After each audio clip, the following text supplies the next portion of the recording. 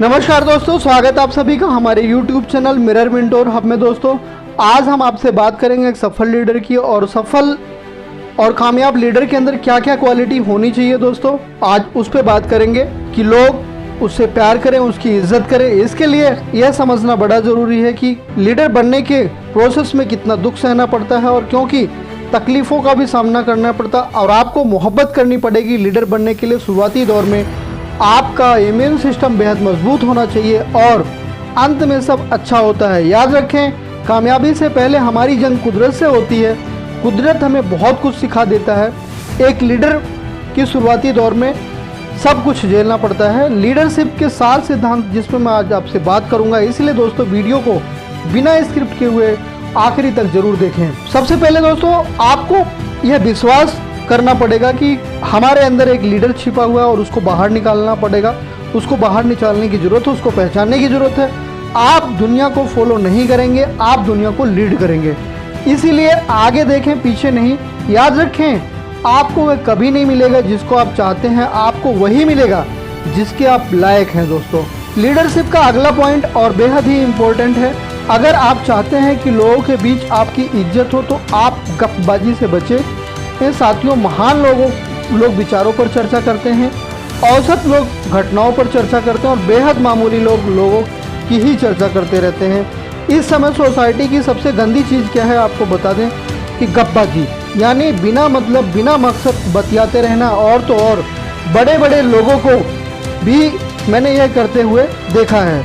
यहाँ तक कि यह एक गंदे तरह का मजाक और मनोरंजन है जिसमें आप जियो को खुली छूट दे देते हैं कि जाओ और बाजार में हंगामा मचा दो। दोस्तों ज़िंदगी बिग बॉस नहीं है कि जहां बिना मतलब की बातें कहीं और सुनी जाएं। इसीलिए मेरी यह बात याद रखें, अगली बार जब आपके आसपास लोग बेमतलब की बात कर रहे हों तो आप वहां से हट जाएं और बोल दें एक्सक्यूज़ मी सर।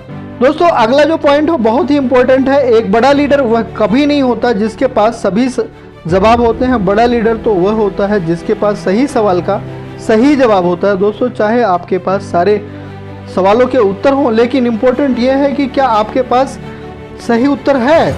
लेकिन दोस्तों उससे भी बड़ा सवाल यह आता है कि क्या आप एवरेज ज़िंदगी जीना चाहते हैं। उत्तर आता है कि नहीं। एवरेज खाना खाना चाहते हैं, उत्तर आएगा नहीं। तो दोस्तों सवाल यही है कि फिर आप क्यों एवरेज रहना चाहते हैं। दोस्तों ऑर्डिनरी और एक्स्ट्रा ऑर्डिनरी में केवल एक्स्ट्रा का ही फ़र्क होता है, लेकिन बैंक बैलेंस में ज़मीन और आसमान का हो जाता है।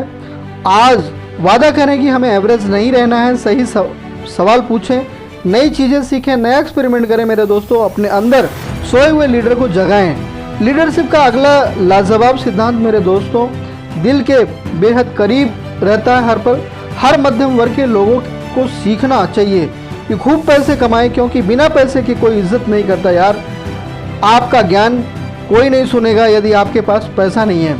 इसीलिए पैसे कमाएं और खूब कमाएं।